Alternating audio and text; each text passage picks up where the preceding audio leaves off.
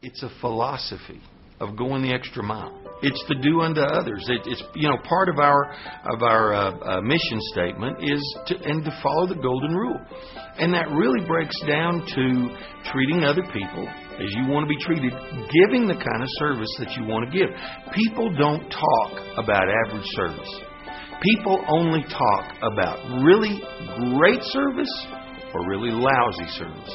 We want our customers to talk about us, but we want them to talk about us, our great service. That's what we're trying to get them to talk about. Average service, nobody talks about. We want them to talk about our great service.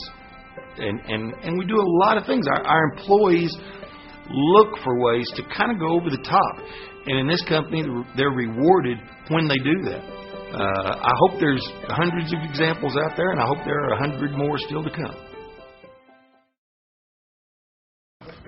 City manager, go through the agenda.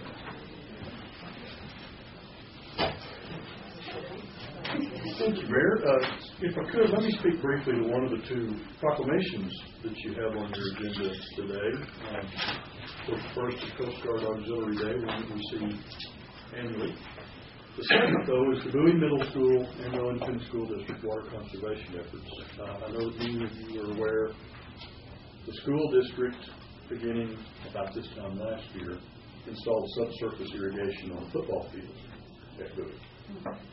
They've been recognized by one of their trade publications for doing so. The gentleman that spearheaded that project has been on the city's water conservation committee for quite some time. And we just thought this was an opportunity to recognize them for those accomplishments. We will have several members here.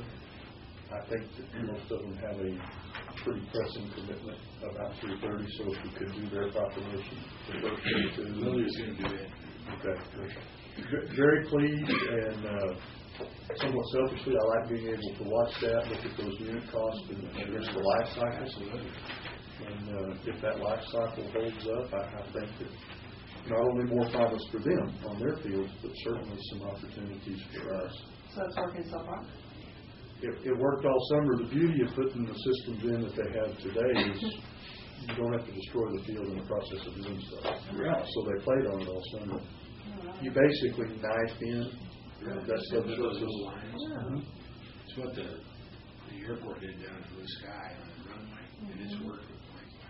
Good. Yep. And I know that the manufacturers all report a much greater life cycle out of that equipment than what you used to get. And that was the problem for many years. You couldn't pay for a subsurface system before it was time to replace it. And I think that if these new systems hopefully are past that, it gives us an opportunity to look and to see. And again, school district's obviously one of your larger water users, especially starting about midsummer and moving on. So you get almost zero evaporation. You're going to get some, but not much. Practically, the water shouldn't get closer than 3 to 6 inches to the surface. Did you say the city has a water conservation committee? I want to hear more about that, but it's not today. We do. It's an active group. It's primarily, of course, city staff, but then we've brought in many. I think Mr. Escaheda has been aware of that group. Seeing what they do. It's largely the people you see going around with the every drop counts little shade structures and all the beyond equipment. Okay. Some other cities on it. Some other what? Cities. Oh. City of Plainview's on it. Okay. Item number 1, approval of the minutes of last week's meeting. Okay. Good.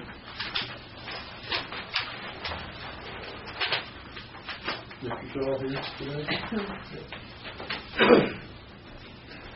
Item 2, ordinance 7384. This is a rezoning on Farmers Avenue. This is east of Georgia. In fact, it's up against the railroad tracks over there by Affiliated Food. And this is to continue the development of new lots for single-family homes. Okay? The newest phase of this Barnett subdivision, southward Flint. The zoning is needed as currently that eastern side of the Voyager Trail hasn't been rezoned yet. So just going from agricultural district to residential district 3, which is the same zoning as the previous phases have been zoned. So Kelly, help me. Where is, because I know Royce owned it at one time, and he may have only retained this property, but he had the building that was there. It would be west of the elevators, and he had a building supply company there. this is A mile, okay. Because what I'm talking about is back across the street, just behind, or across the street from most of the other ones going. Correct. Okay. That supply yard is still there. Yeah, but I think they sold it. I don't know. Doesn't matter. Anyway, bye. Gotcha. Our lake on Washington would be 1 mile north and a half a mile east. That lake is roughly the corner of 58th and Washington. Yeah, we turn what line? 58. That's Farmers Avenue running east and west at the bottom of the line. And then so Washington's a mile up. it'd be about where your coaster is.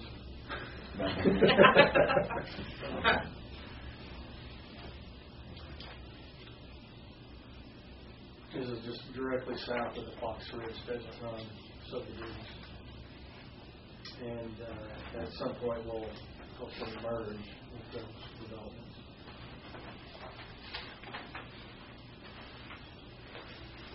Planning and Zoning Commission felt the zoning request was appropriate and recommended unanimously for approval.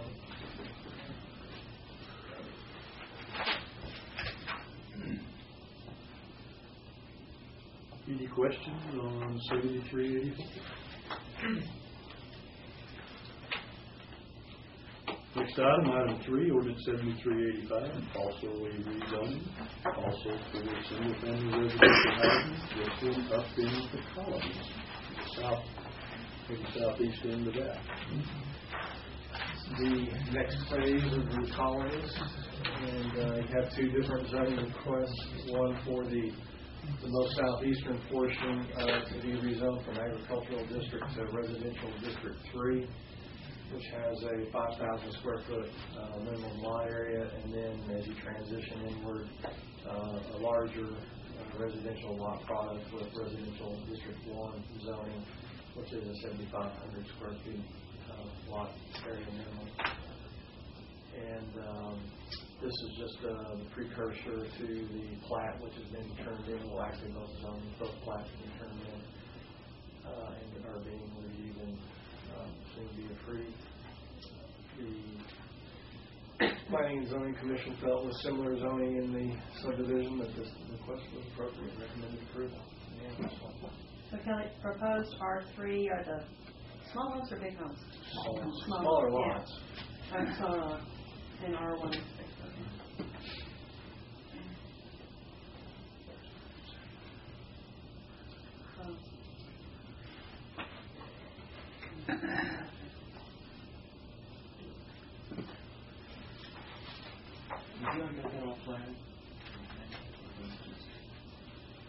It's turned in and being approved.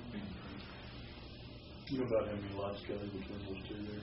The R1 and R3?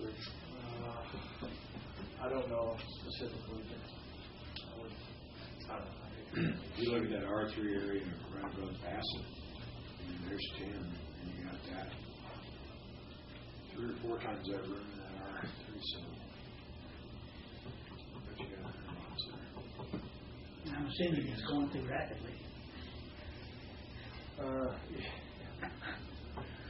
Well, what's interesting is maybe we had a conversation with the other apartment complex that was going on. Unusable. This was Sellable. right. I think that's what it was. Well, I thought Conjured up that memory. I thought maybe I was confused. No, I conjured up that memory whenever I saw it. Okay. Just so you know, there's a couple of things that are a little unique about this residential phase. Is there's a street within that proposed R3 hatched area which actually connects to the town club parking lot. Talking with the developer several years ago, 3 or 4 years ago, and going through the negotiations with the town club for that piece of property, they requested actually that have a connection to the neighborhood. And we have some examples of that around Amarillo, not a whole lot, but a few. And actually, to think about it, I think I've always thought that it's a good idea to have connectivity to a neighborhood with a retail area instead of having to get in your car and go all the way to the arterial and back in. So we said that would, but it's a little different for us because we have a public street going into a private parking lot. We talked to the engineering department, and as long as we got a public ingress egress easement through that satisfied them. So we've got that. So that's a little different there. We're also going to have a little area, about 5 or 6 lots on the proposed R1 area that will actually back up to Hillside Road. We normally try to discourage that to avoid those situations like you had a bucket for those lots backed up and you had an alley right there. But because they had to redesign their streets to line up with some of the streets over there on the greenways, this is the only way they could make it work. And so they have about 5 or 6 lots that back up, but they're going to have a masonry wall between the right-of-way and the alley. And they have a public improvement district that you know of that's in place to maintain that, so it's not a property owner thing. It's a public improvement district maintenance. But the property adjacent to the street will be maintained. Yes. By their pit? By pit. Okay. So on the garbage trucks, so that the dumpsters, they will be behind the wall. Yeah. The dumpsters will be behind the wall. The right-of-way portion that's adjacent to the wall between the back of the curb, it will be maintained.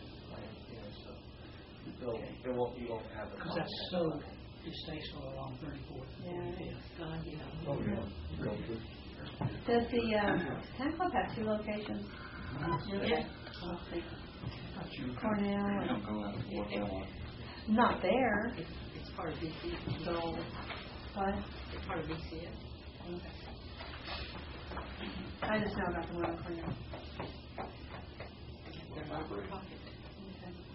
But they're not for profit. Moving right along. Item number 4, ordinance 7380.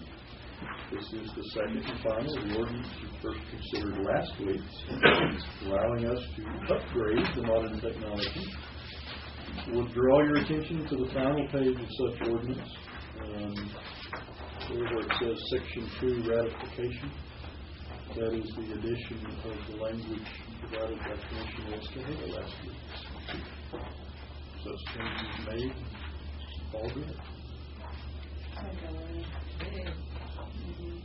You don't miss much.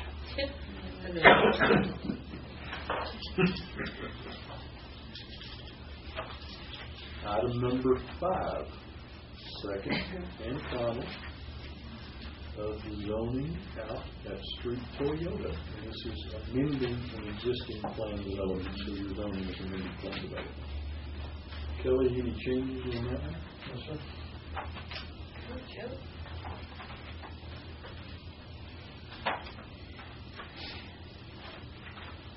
Item number 6 is also second and final. This is the ordinance vacating the little piece of the alley and the little small piece of the street right up here in Oakdale.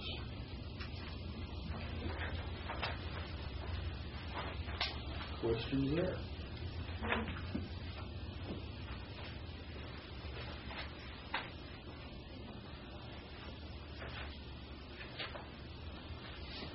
Item number 7, this is the second and final amending the ordinance or the municipal code on the golf fees. Primarily, this is aligning the senior permit holders' playing days, basically taking Friday off, reducing that cost for those senior permits. This amendment also addresses and in fact increases the golf capital improvement fee at Ross Wild Horse and what at the moment is the Ross East course for the permit players only. Mary, would you like me to go into the phone calls that we've had on that? Please. I can add to the possibility, yeah.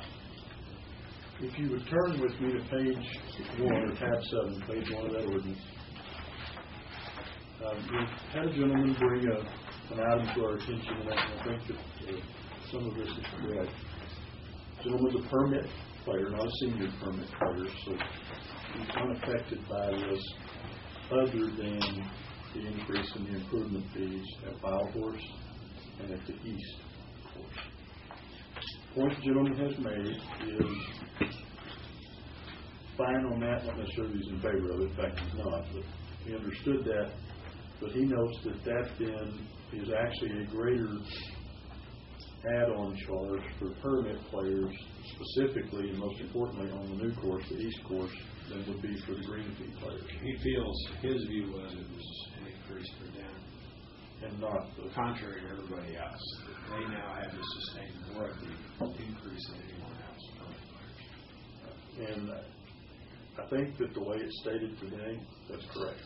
And you can see it on that table. So on tab 7, from the initiation of the project to do the East course, always stated, always this commission's intent and everything followed through that these items are carrying their own freight. If you're using it, you pay for it, and that would have to include adjustments to the fees on those courses. We're taking care of that in this ordinance the way it's structured today for the permit players, but not for the green fee players. And what that does is leave us with two options that I would put out for your consideration. One would be to hold off on this second and final reading and let us look at that. The second would be to expect a further amendment, ordinance to come back to you to work on these here. I would prefer to give you, this is the way to do it. My financial mind that has to make all this pay for itself is not available today. So I'm hesitant to try to solve that without proving what that ripple effect is through the capital financing. I would suggest that we table it. He raised some pretty interesting questions that I think are due an answer. And I'm not prepared to answer them at this point to get them satisfactory. So I think we ought to table it. Okay. Yeah, I think that's a good idea. The other point he made, I would like to make another point he made, and that was that he said, let's see what the play is. Now that doesn't, let's see what it is, see if it really does spread out over the field. And it doesn't address the cost, recapturing the cost of what we put into that. But I think it is a point that I'd like to be able to answer to. We discussed this a little more. I think the pros will have them back next week, and I think they can help speak to that. For Sherwin Cox has been through this where you end up with a new course next to an older course. And I think we'll be well qualified. I think that's a good idea. So do we need to move to table it? I would suggest so. Table it to a date That's our certain. move. Let's say the Yes. next table it till you're supposed to give a date certain until next week. Next week. There will be action. Oh, wait, or what is next week? Next week is the 18th. We have a meeting. Okay, we do. I think the mayor possibly won't be available. Mayor Escaheda. So would this, then when the next table, will it come back for 2 readings again, or we just need a second? It's a legal question. I think you only need the second reading. I think you're right. I know we have in the past made changes between first and second. Yeah. Well, it's coming directly from public input, and I think it's a valid question. So let's get some answers. Okay? So there'll be action to table. Action to table.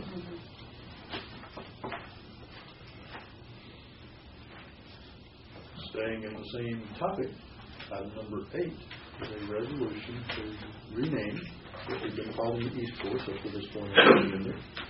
And I think the name suggested last week was Mustang, giving the name of Wild Horse. I thought it was all paint.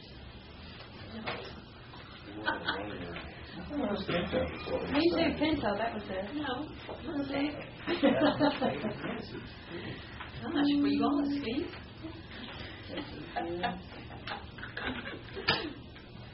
Mustang. Let me restate that, Mayor. There's a resolution posted certainly from the dais. You may fill in whichever name you may choose to fill in. You see if it applies. Oh, for dealers. This one is just Well, you're running the meeting, man. I don't know who's going to be signed for that.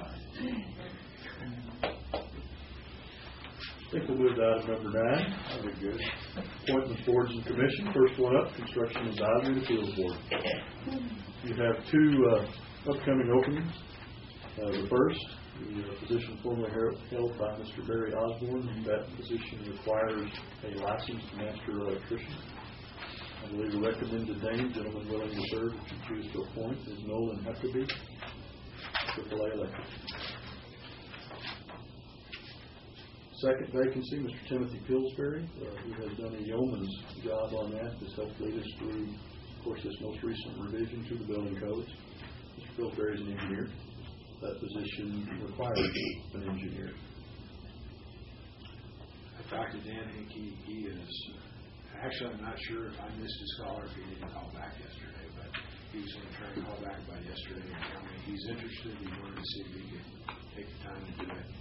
If not, he said he would certainly have, as an option, somebody with his company that's an engineer qualified to do it. So it's Zachary Engineering. Mm-hmm. So I haven't heard from him. I wonder if we might hold off on that part. We have somebody else that's on another board that could be on 2, but I just said spread it out. Just do that. So make no nomination to replace Pillsbury? I think we'll have it by next week. Go ahead and say Nolan Huckabee. Please, let's go ahead and fill in what we have. Okay. Okay, your next board, Downtown Urban Design Review Board. Mr. Charles Lynch had served quite well for you as an alternate. Of course, Mr. Lynch was also promoted into a standing position on that board. The standing position he promoted into is for an architect. The alternate does not require that. And I believe we have Mr. Steve Goslin willing and able to accept that appointment if you should so choose.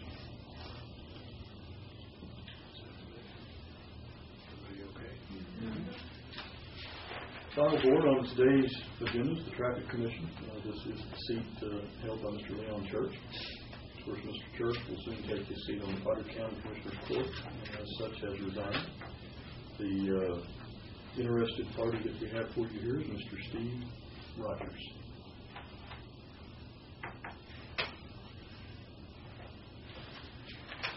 Questions, boards, and commissions?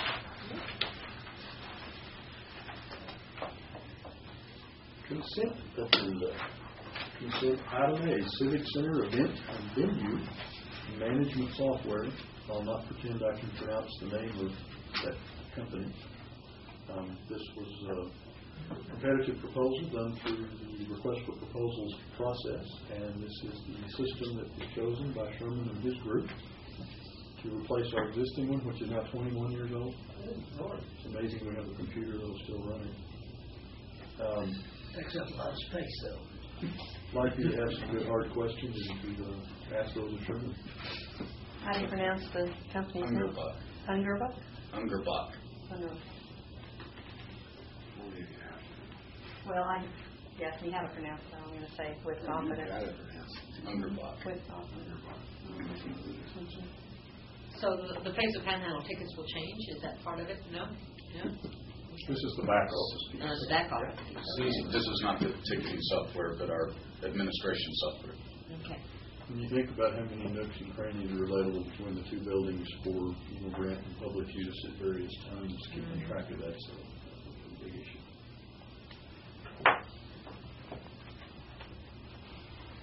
Item B, Amarillo Economic Development Corporation projects. Your Economic Development Corporation has brought 2 forward to you today.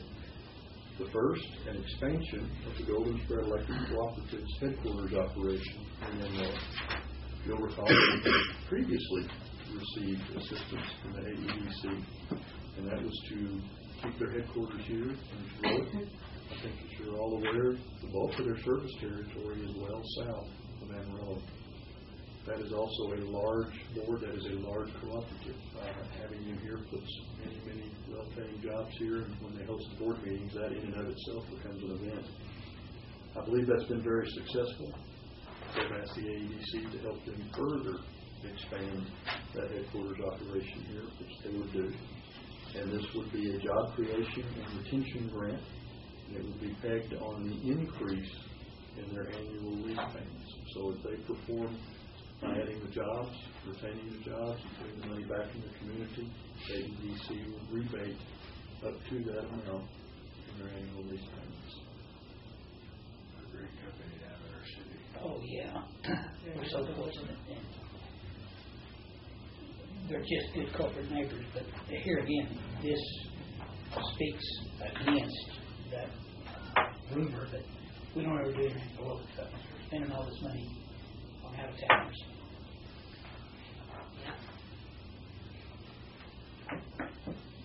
Okay, the next project, also recently approved by the AEDC Board of Directors, is a grant in the amount of $500,000, so decimals and zeros, $500,000 to the West Texas A&M University Enterprise Center.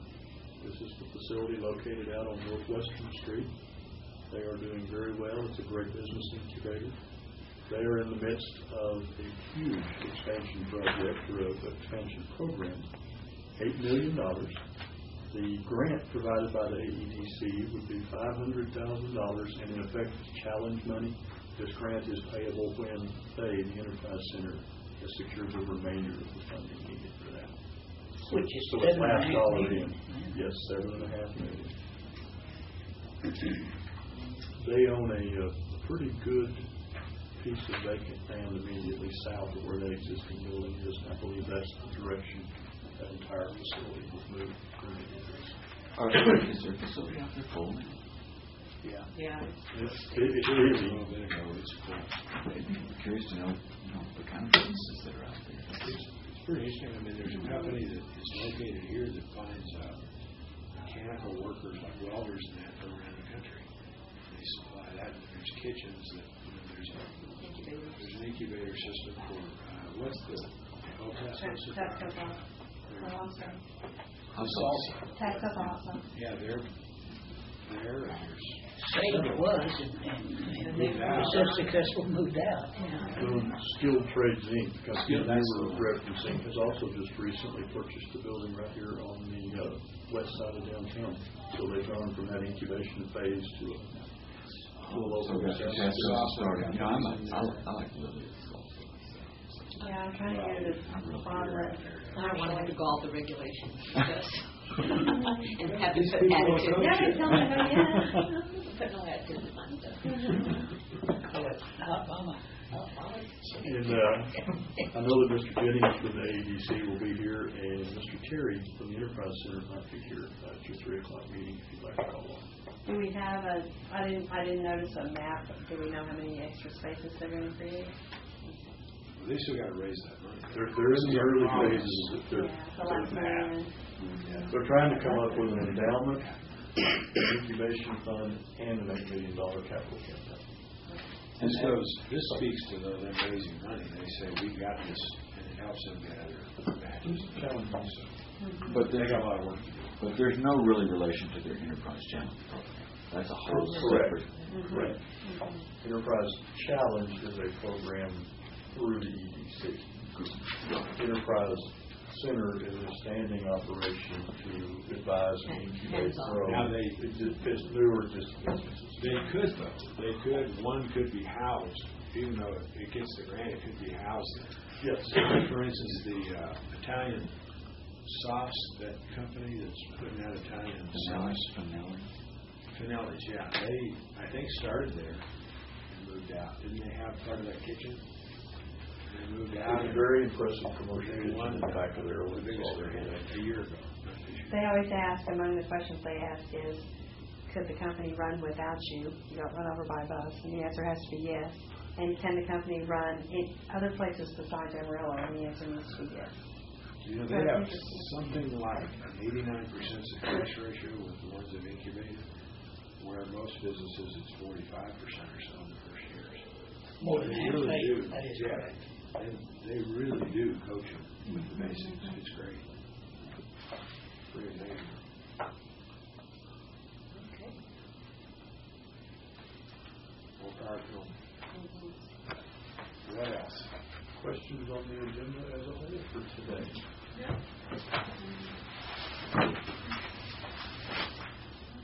with that, Mayor, I'm looking, I think we're in very good shape for time. Might ask that we convene a closed session. I think we can have all that wrapped up. Be free to go in the meeting room. I like it.